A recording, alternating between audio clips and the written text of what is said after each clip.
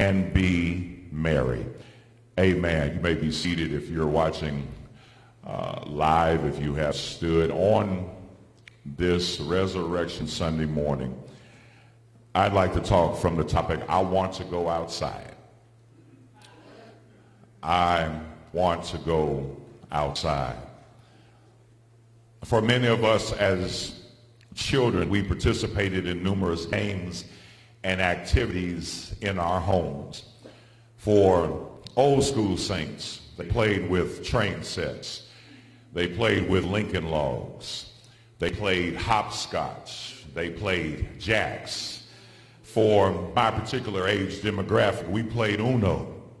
We played with Light Break. We played with the original Atari. We played with the original Nintendo. In today's times, we have PlayStation, we have Xbox, we have cell phones, and we have tablets.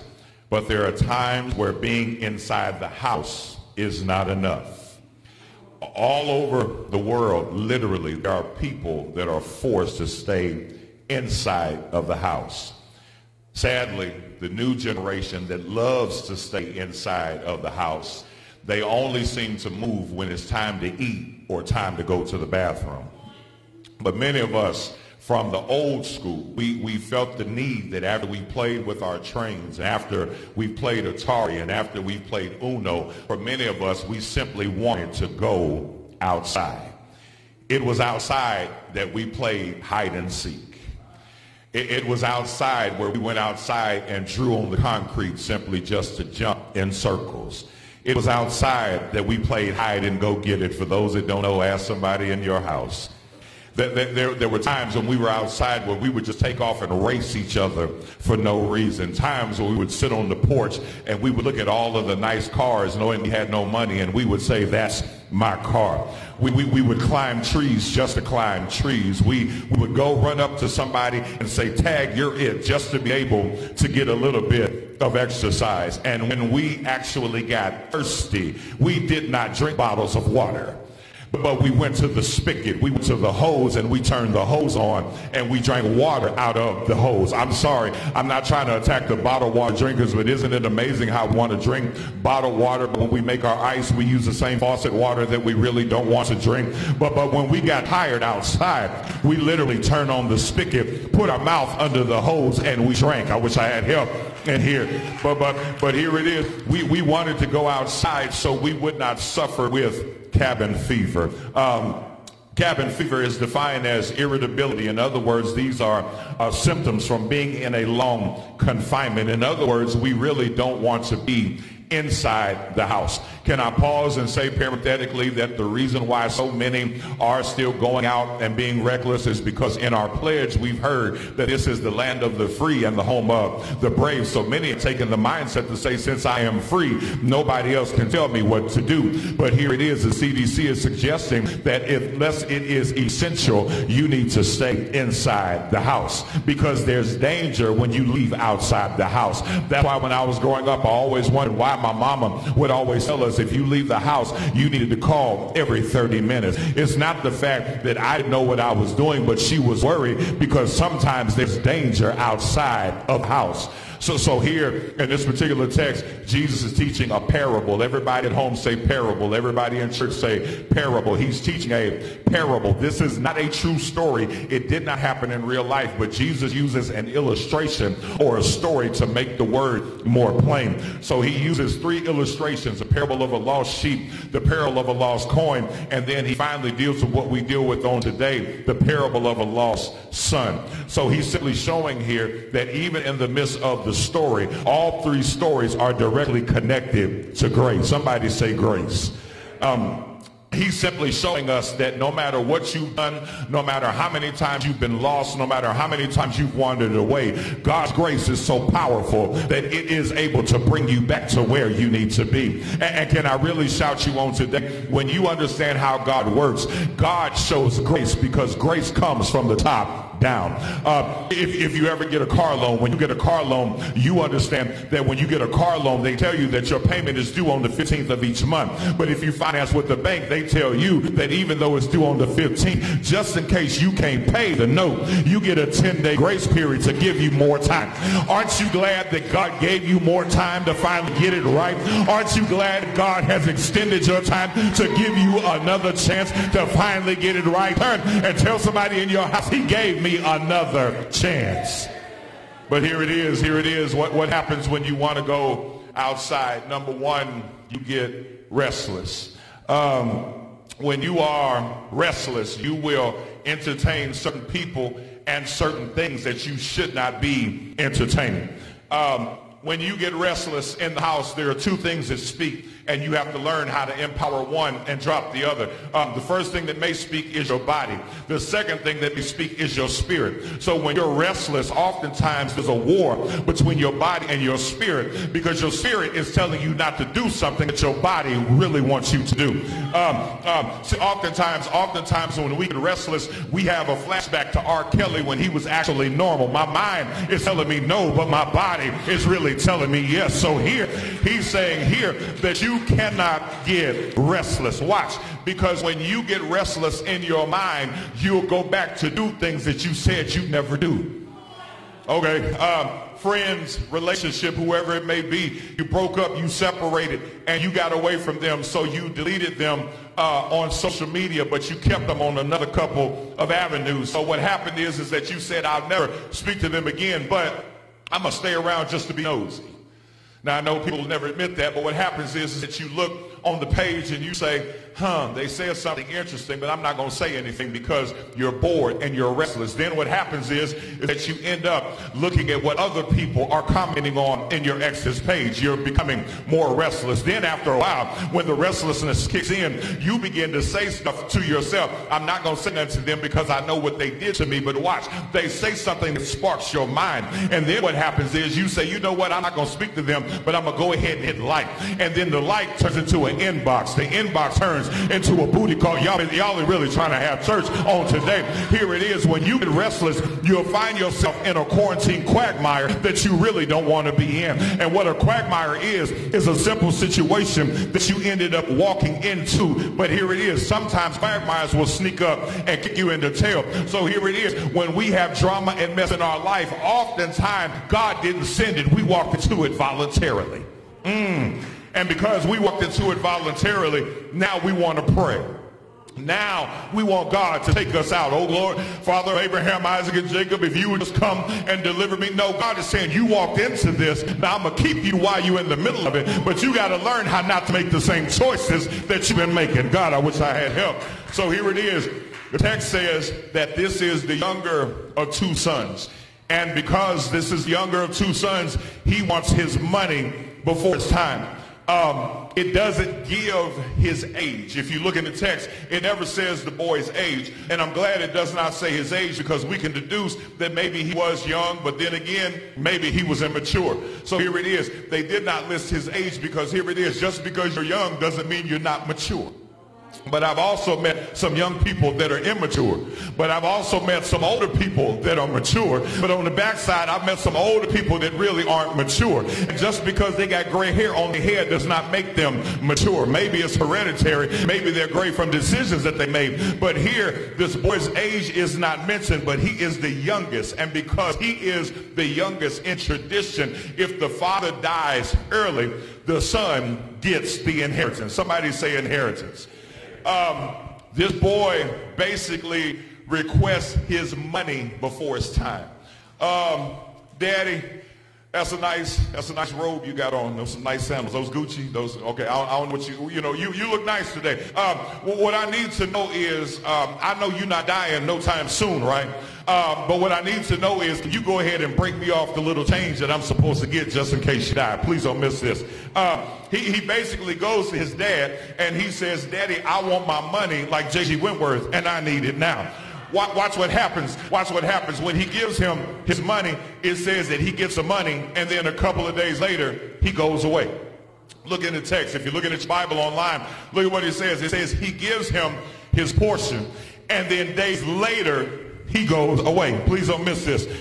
What he is doing is what many of us do. He's practicing social distancing because he wants all the stuff the Father has, but he doesn't want to have to deal with the Father. Okay. Many of us in the body of Christ, we want the blessing, but we don't want the pain that comes with the blessing. Don't you know when you meet Jesus for yourself, pain does not stop? We need to stop telling that lie every day with Jesus is sweeter than the day before. No, there's some days I wanted to cuss some folk out. There's some days I wanted to put hands on some people that made me mad. So guess what? Here in this particular text, he wants the blessing, but he doesn't want the responsibility that comes with the blessing. So here it is. The son is in the house, and he's not connected to the father of the house. Please don't miss this. If you really look at today's church, you really don't have to be able to see the Father in order to be connected. Please don't miss this. Even though I'm distant socially, that doesn't mean that I have to be distant from the Savior.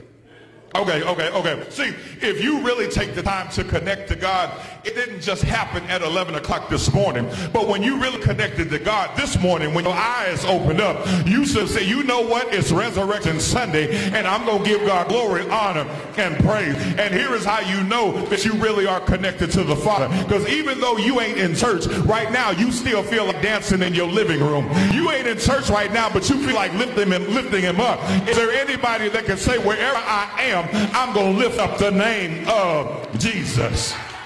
The key to this is being able to stay inside. Here it is. You have to grow up and stay inside so you can eventually get back to the house. What's getting ready to happen now, because of the age of information has been boosted by 1,000%. What's going to happen is we're going to become socially intimate and spiritually distant. You're going to get so engulfed in social media that when Corona finally is lifted, you'll be so engulfed with social media that you really won't want to come back into the house. Please don't miss this. Please don't miss this. Ask yourself the question. I do understand that I'm not perfect and I haven't done everything right. In this particular time that we've been in quarantine, have you been using it to get closer to God, or have you just been doing the same thing that you've been doing? Don't you know God is the one that shut all this down? We thought it was about to be about an Easter suit. Nope. We thought it was going to be about an Easter egg hunt. Nope. We thought that it was going to be about the Easter hat. No. We thought it was going to be about the Easter speech. No. God shut all that down just to see if you are connected to him. I don't care about all the other church stuff. I just want to be able to be connected to God. Turn, tell somebody, get connected to God. If you're not connected to God, what will happen is that you'll find yourself connected to people that you don't want to be connected to. But the question that I ask on today, and what you should ask your friends, is, are you essential? Okay. They're telling us, the CDC says we have to stay 6 feet apart. And it says if you leave the house, they need to know that if you leave the house, why you're leaving the house has to be an essential reason. I'm a preacher. I'm going to leave the house because I got sick people I got to pray for. I ain't thinking about them. But listen, here it is. They say that you have to be essential. Everybody say essential. Okay, so here it is. In your life now and after Corona, you need some essential people that's going to be in your life, in your house. You need some essential people that's going to love you for you and not mess your life up. I wish I had help. So when the Corona is over, you need to call some people. Hello, are you essential? No, you're not essential because you lie on me. Are you essential? No, you're not essential because you're two-faced. I text you and you didn't text me back because you're not essential, boo-boo. I sent you a message on Facebook and I see a green light on, but you didn't message me. You are not essential. I need some real essential people in my life to get me where I need to be. And tell somebody essential. Here it is. Not only is it dealing with being restless, but it also deals with righteous living. Text says that he leaves and goes to a distant country, and some said that it is far away. Everybody say far away. Here it is in this text. He literally has a lapse of judgment.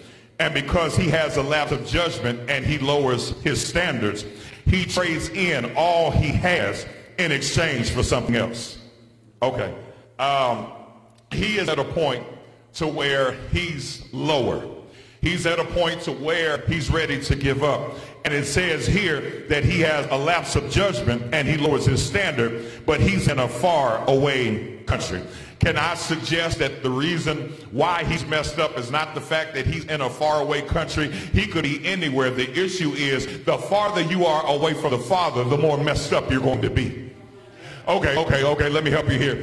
We look at the planets. All of the planets that we have in the solar system revolve around the sun. The planet that is closest to the sun is the hottest planet. The planet that is furthest away from the sun, which I will catch that, is the coldest planet. So the closer you are to the Father, the more heat you go. I wish I had help. The closer you are to Jesus, the closer you are to the Father, then things get a little bit hot. So here it is. He is at a point where he goes to a far country. Everybody say far country. He trades in all he has in exchange for something else. I'm in my young days, me, Deacon Keith, we talk about it all the time. We in our young days, we would go into pawn shops. When we went into pawn shops then, we went into pawn shops because we needed money. Now, when we go to pawn shops, we go shopping like we in Walmart. Okay, here it is. Don't nobody jump me for pawn shops, but here it is. At the pawn shop, when I walk in with my merchandise, I don't get market value for my merchandise. I get the money that I'm able to get inside the pawn shop. See, you're worried about why people don't treat you right. You're worried about why people are dogging you. The reason why they keep treating you the way they're treating you is because you gave them yourself at a group discount. God, I wish I had help. When you really understand your value and who you are, some people you're not going to entertain. Some people, I wish I had help. Here it is. Many of us have been in the riotous living stage. See, if I go to the jewelry store and I get a chain, I'll pay $2,000 for that chain. But if I go to the pawn shop, I'll only get it for half price. So here it is. I won't value it because I didn't pay the full price for it. Here it is. You got to have a mindset in 2020 that if you can't treat me for what I'm worth, walk out of my life. If you can't respect me for what I'm worth, walk out of my life. If you're watching right now, just type, I'm worth market value. I'm worth market value. You're not going to lessen me. You're not going to cheat me. I'm worth market value. Here it is. He is in a bad situation. Watch this. By choice. All of us have messed up one time or another. Now, if you're watching at home, you might have messed up about 3 hours before the broadcast. But there are many of us, we've done the same thing. Here it is. We can't act like we're better than other people just because they messed up. Okay, here it is. Watch the text. The text says that he connects to riotous people. Everybody say riotous people. Maybe your season of being in a far country is because of who you're connected to. You have to learn how to separate yourself from riotous people. The reason why you need to separate yourself away from some people, watch, is so you can move forward and not go back to where you come from. Man, you know what? You just up and left us. Yep. Girl, you just don't hang with us anymore. No, because y'all, see, when you get the heart to tell the person that's wreaking hell in your life that you don't need them and they're not essential, then you'll be able to push forward. Our issue is we want to hold on to poisonous people. Baby, you can't talk about me and hang with me at the same time. I need some real people that's in my, I wish I had help. Here it is. Here it is, number three, point number three. When you find yourself outside, you find yourself in a rut. A rut is defined as a habit or pattern of behavior that has become dull and unproductive. Watch verse 14. Verse 14 says, the money runs out, and there's a famine in that country. Sometimes you losing is connected to your location. But sometimes your lifting is connected to your location as well. Okay, where you're located matters. When you go back in the book of Exodus, I need to teach right in through here. In the book of Exodus, Pastor Moses gets a word from God, and he tells the people that the death angel is getting ready to come. When the death angel is getting ready to come, he says that even though your house may be jacked up or messed up, if you get inside the house and your house is covered with the blood, then the death angel will pass over. See, here it is. Sometimes it's where your location is. On your page right now, type location, because here it is. If you find yourself in a rut, then watch, here it is. there has to be something that you take evaluation for. If you leave the house, which is a bad thing, there's two things that need to happen, and these are mandatory meetings. Watch this. If you're going to come inside and stay inside, number one, you need to stay inside for your physical health. But not only stay inside for your physical health in the house, but you got to learn how to get into his house for your spiritual health. God. Here it is. When you are seeking God's presence, you have to be focused. God is not giving signs and wonders. The Bible says, Jesus asked me, like, why are y'all looking for signs and wonders and everything is right there?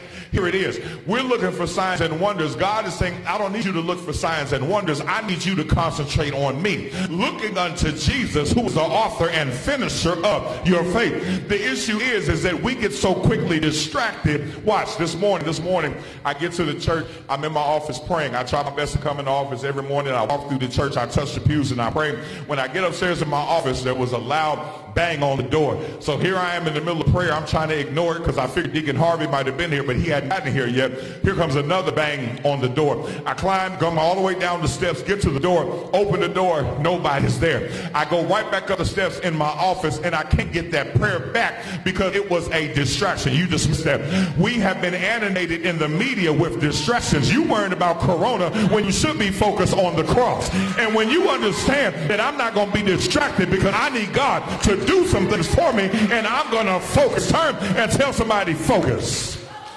Watch, here it is. Finally, I'm done. Finally, when you leave out the house when you shouldn't, you'll find yourself going in reverse. When you don't stay where you should be, there's a chance that you're going to lose something. Watch. He's working for people in a far country, and he's working in a pig pen. Watch this. He's working in a pig pen. Everybody knows what a pig looks like. Everybody knows that a pig will eat anything. A pig will lay anything because a pig is a pig is a pig. So here it is. He's left his father's house, and now he's traveled to a far away country. Scholars suggest that he's only about 2 miles up the road. He had steak, shrimp, and lobster, but now he's in the middle of the pig pen. Okay, and notice what the text says. The text says he not only eats from the pig pen, watch, not only is he eating from the pig pen, but inside the pig pen, he gets thirds. Okay. When they're at home eating their chicken and their sweet potatoes, they have those scraps left. That's first. Then they throw them to the pigs. That's second. When the pigs have devoured all they could, he comes in with whatever is left and goes after thirds. Y'all missed what I just said. He left the palace in order to go to pigs. God, when you understand that you will lose position, he starts off as a son who has all the money in the world, but he voluntarily walks in to be a servant. God, every now and then what happens is God has to wake you up and bring you to accountability to show you where you really are. Can you imagine this boy laying in slop saying, you know what? I need to go back to my father's house. In the text, he says, I need to go back to my daddy's house because at daddy's house, they got steak, shrimp, and lobster. But here I am eating feces from a pig. Y'all just missed that. So watch. Here's what I believe. I believe that while he was in the pig pen, the smell woke him up. And when the smell finally hit, he said, you know what? I need to get back to daddy's house. Watch. Truth be told, I never should have left in the first place. Okay, watch. I'm done. Watch this. I love boxing. I'm a boxing fanatic from Muhammad Ali to Meldrick Taylor to Marvelous Marvin Hagler, Sugar Ray Leonard, Ronaldo Snyder. I love boxing in any weight class. Here it is. All my life, I've always watched boxing. My uncle and my grandfather hit me to it. So one thing I noticed when I was a kid is that if a boxer got hit enough, he would end up getting knocked out. When the boxer ended up getting knocked out, he would literally be down for the first 8 count. If he was able to jump back up, he was able to continue to fight. What happens is that every now and then you see somebody that would get in the ring with Iron Mike Tyson in his prime. When he got in the ring with Iron Mike Tyson in his prime, Tyson would hit him with a couple of lefts and an overhand right, and by the time you knew it and counted to 3, the person was on the ground. Here's the tension. When they were on the ground, the ref got to 10 and said, you're out. The boxer is still laying down on the ground. Nobody can get the boxer to wake up, but they got a little bitty thing called smelling salt that they run up under the nose of the boxer. When it runs it up under the nose of the boxer able to come to his senses and really see where he is. Every now and then, what God will do, God will throw you in a situation, you'll walk in a situation, and God will let you smell your surroundings just to wake you up, to make you get in your right mind to go back where you should have been in the first place. Watch, I'm done. Watch what happens. He goes and he travels far away. He comes to his senses. He comes back home. Watch. When he comes back home, it is his father that says, that's my baby boy. His father runs and hugs him and says that he kisses him. He goes and he tells his servants, he says, y'all go and fix the fatted calf. In other words, y'all get the barbecue on. Fix the food. Y'all need to fix potato salad, greens, and everything else. And here's what I need for you all to do. I need you all to celebrate with me, because what was once lost is now found. When you understand how salvation and grace work, that should have shouted you right there. But watch, here is what I want to talk to you about for the next 3 minutes and 35 seconds. Watch. When you are lost and you come back home, don't expect everybody to be happy.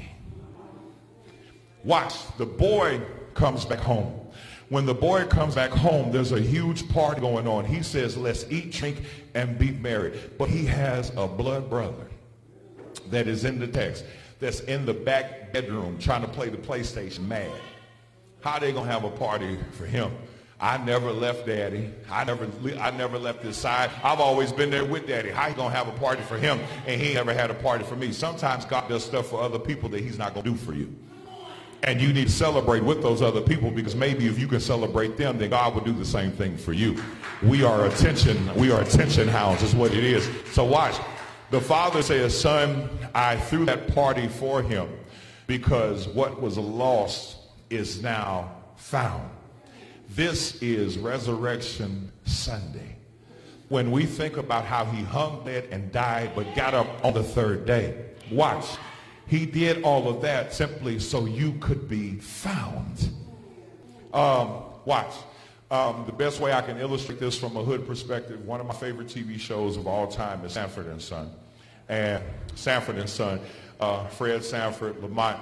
Lamont was trying his best just to keep his father happy. And no matter what he did, Fred would always come and call him a big dummy. That's just who he was. Watch. When you look at the narrative of Sanford and Son, you had Fred, Lamont. Every now and then, Aunt Esther and Woody would come over. Every now and then, Flossie would come over. His boys, Bubba, Leroy, Skillet, and Grady would always come over. But here it is. Sanford and Son was a comedic presentation, but here's what Sanford and Son means to us on Resurrection Sunday. Sanford and Son is about a father who sends his son every day out to get junk. To get that junk and clean it up, shine it up, and make it presentable for everybody else. Can I say that's all salvation is that the Father sends the Son down from heaven to grab what we think is junk and to shine it up and make it look bigger and better than what it ever has been. Turn and tell somebody, I'm just shiny junk. Turn and tell somebody else, I'm just shiny junk. Type it on your keyboard, I'm shiny junk. But he sent his Son to shine me up. Every head